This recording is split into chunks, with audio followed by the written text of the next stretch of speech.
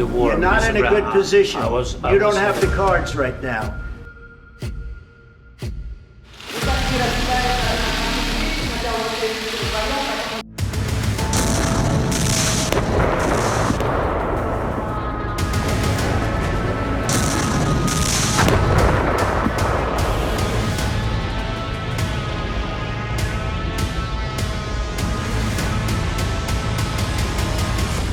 अगस्त में यूक्रेन का युद्ध खत्म करने की बात हो रही है।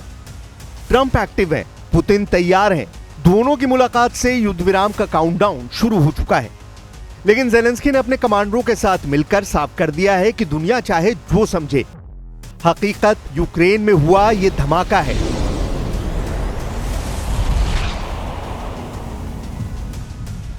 रूस को रोकने के लिए ज़ेलेंस्की की फौज गोलियां इकट्ठा कर रही है।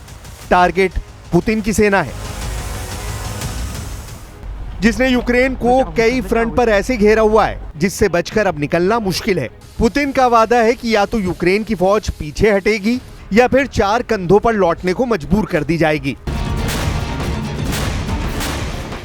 रोज दहलाने वाले युद्ध में इस वक्त सबकी नजर पुतिन और ट्रंप की मुलाकात पर है, जिसमें ज़ेलेंस्की की बिल्कुल नहीं चलेगी। इस बात की गारंटी पुतिन ने दे दी है और ट्रंप ने करीब करीब रूस की डिमांड पर खामोश होकर इकरार भी कर लिया है।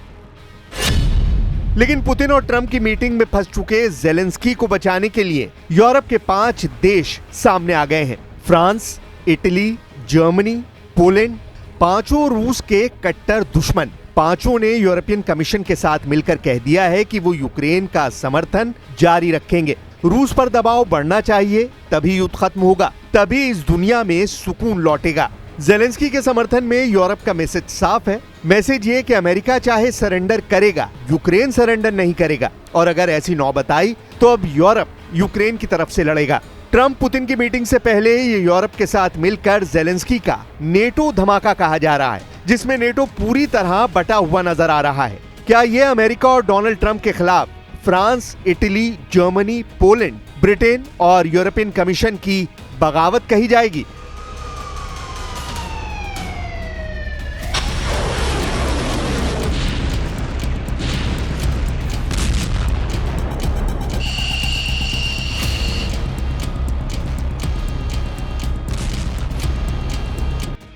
पश्चिमी देशों के गुस्से को कम करने के लिए ट्रंप ने पूरे यूरोप को बताया है कि वो पुतिन से क्या बात करने जा रहे हैं, वो कैसे यूक्रेन के मुद्दे पर रूस पर दबाव डालेंगे।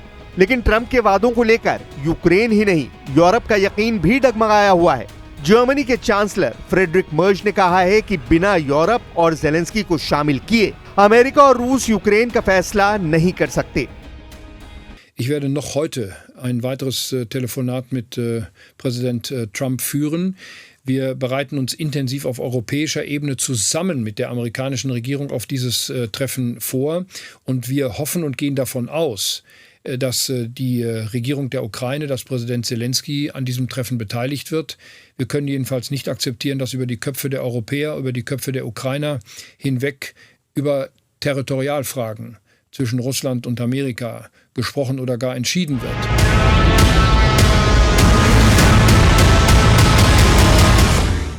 यूरोप इसलिए डरा हुआ है क्योंकि पुतिन रुकने का नाम नहीं ले रहे। अलास्का में अब रूस और अमेरिका के बीच बड़ी बैठक होने वाली है।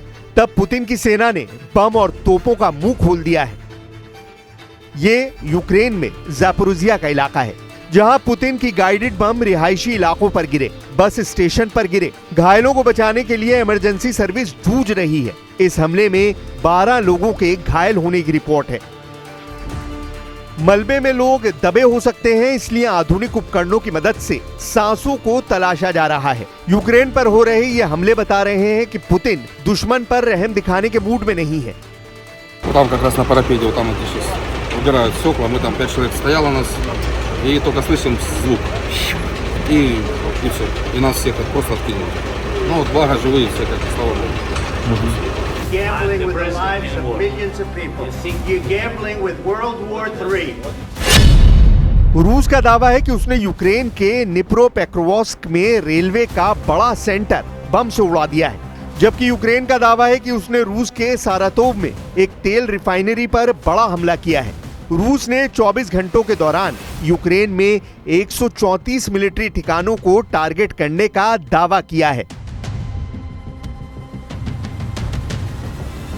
पुतिन के गुस्से को देखकर यूक्रेन के राष्ट्रपति व्लादिमीर ज़ेलेंस्की ने ऐलान कर दिया है कि युद्ध ऐसे खत्म नहीं होगा जैसे रूस चाहता है। यूक्रेन की सेना कड़ी टक्कर देगी। ज़ेलेंस्की ने साफ कर दिया है कि उन्हें ट्रंप और पुतिन की बातचीत पर यकीन नहीं रहा, क्योंकि पुतिन अब अमेरिका को धोखा देने की तैयारी कर रहे हैं और ऐसा बिल्कुल नहीं होगा कि यूक्रेन का फैसला यूक्रेन की मर्जी के बगैर कर लिया जाए। Треба якнайшвидше завершити війну чесним миром. Чесний мир потрібен. Чітка підтримка того, що все, що стосується України, має вирішуватись за участі України. Так само, як це має бути і щодо кожної іншої незалежної держави. Всіх треба поважати. Дякую всім, хто саме на такій позиції разом з Україною. I believe wants to see peace, and Zelensky wants to see peace. Now, Zelensky बड़ी बड़ी बातें कर रहे हैं, लेकिन कैपिटल कीव में जो हो रहा है उसे लेकर डोनाल्ड ट्रंप लगातार आगाह कर चुके हैं। ये ज़ेलेंस्की की सबसे खतरनाक अज़ोव ब्रिगेड के एक सैनिक का ताबूत है। ये ज़ेलेंस्की की सबसे खतरनाक अज़ोव ब्रिगेड के एक सैनिक का ताबूत है।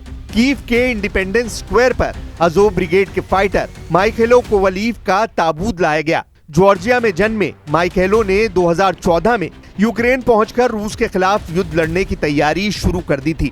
बाद में उसने यूक्रेन की नागरिकता भी ले ली, लेकिन 2025 में पुतिन की सेना ने उसका काम तमाम कर दिया। Ми ще коли ми з ним прощалися, коли він остаточно вирішив, що він повертається в Азов, йому теж було надзвичайно тяжко ухвалити це рішення. Він плакав, але він не міг інакше вчинити. І він писав мені, що це остання його розлука зі мною. Я відповідала йому, що це звучить дуже фатально. Не кажи так, кажи, що ми з тобою ще незабаром зустрінемося. На жаль, ми зустрілися з ним за таких обставин знову. Я відвідую обов'язково його могилу в Грузії. Ось, я рада, що в мене була можливість провести його зараз хоча б у Києві.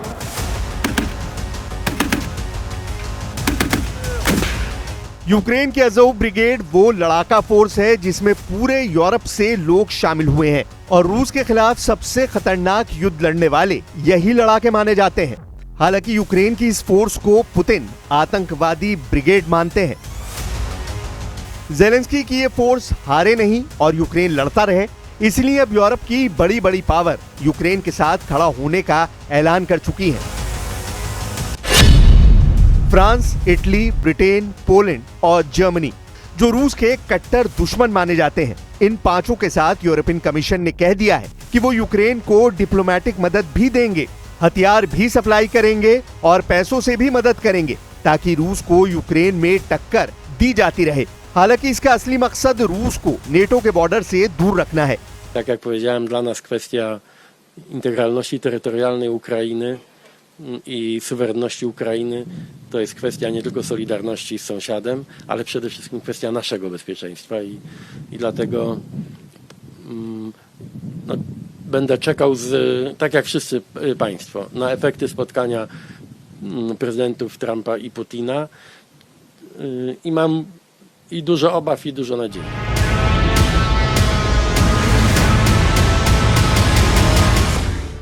पुतिन और ट्रंप की मीटिंग से पहले यूरोप बहुत ज्यादा सक्रिय हो चुका है। ज़ेलेंस्की को बचाने के लिए यूरोप के 5 बड़े देश सामने आ गए हैं। फ्रांस, इटली, ब्रिटेन, पोलैंड और जर्मनी ये नहीं चाहते कि ट्रंप और पुतिन के बीच यूक्रेन को लेकर ऐसी डील कर ली जाए जिसका खमियाजा पहले यूक्रेन उठाए और बाद में यूरोप पछताए।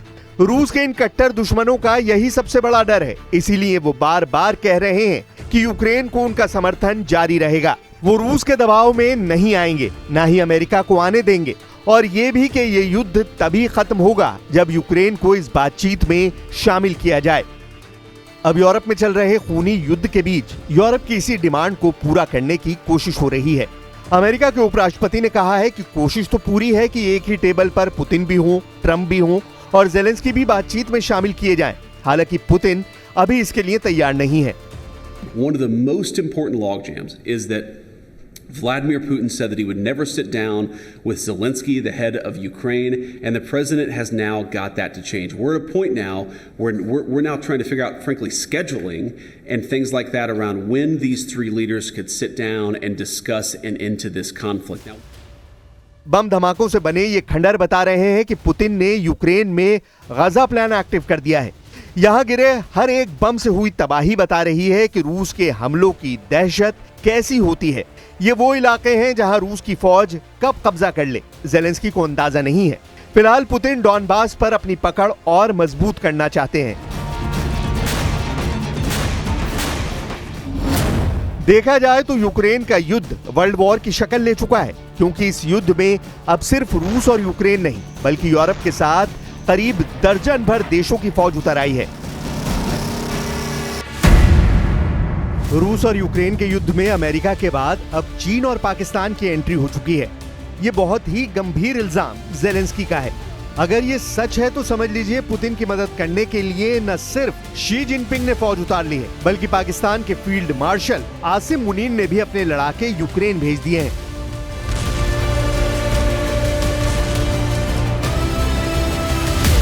इस वक्त यूक्रेन में हो रही जंग कई फ्रंट पर लड़ी जा रही है और इसमें कई देशों के लड़ाके शामिल हैं। ज्यादातर विदेशी लड़ाके भाड़े के सैनिक बताए जा रहे हैं। यूक्रेन के राष्ट्रपति व्लादिमीर जेलेंस्की का दावा है कि रूस की तरफ से बहुत से विदेशी लड़ाके लड़ाई में शामिल हैं। ये ऐसे सैनिक हैं जो भाड़े पर युद्ध लड़ रहे हैं।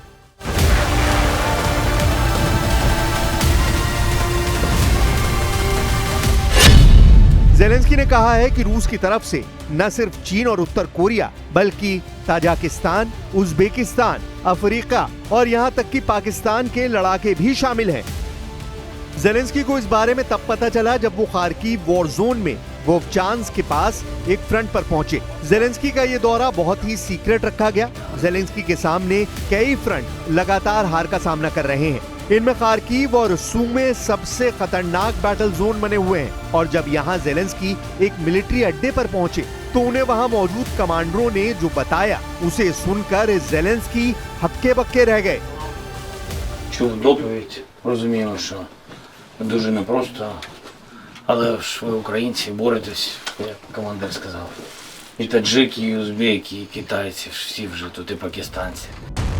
इससे पहले जेलेंस्की आरोप लगा चुके हैं कि पुतिन उत्तर कोरिया के साथ साथ चीन के लड़ाकों को शामिल करना चाहते हैं। लेकिन अब पाकिस्तानी लड़ाकों के बारे में सुनकर जेलेंस्की बहुत ज्यादा तनाव में है। 3.5 साल से जारी यूक्रेन और रूस के युद्ध में हर महीने कोई न कोई बदलाव आ रहे हैं। किसी फ्रंट पर जब जेलेंस्की हावी होते नजर आते हैं तो पुतिन उस जगह ऐसी कार्रवाई करते हैं कि कुछ ही हफ्तों में जेलेंस्की की सेना के पैर उखड़ जाते हैं। पुतिन को काउंटर करना जेलेंस्की के लिए मुश्किल साबित हो रहा है और यही वजह है कि उनको यकीन हो गया है कि बातचीत की टेबल पर ही सही ट्रंप भी पुतिन के सामने टिक नहीं पाएंगे।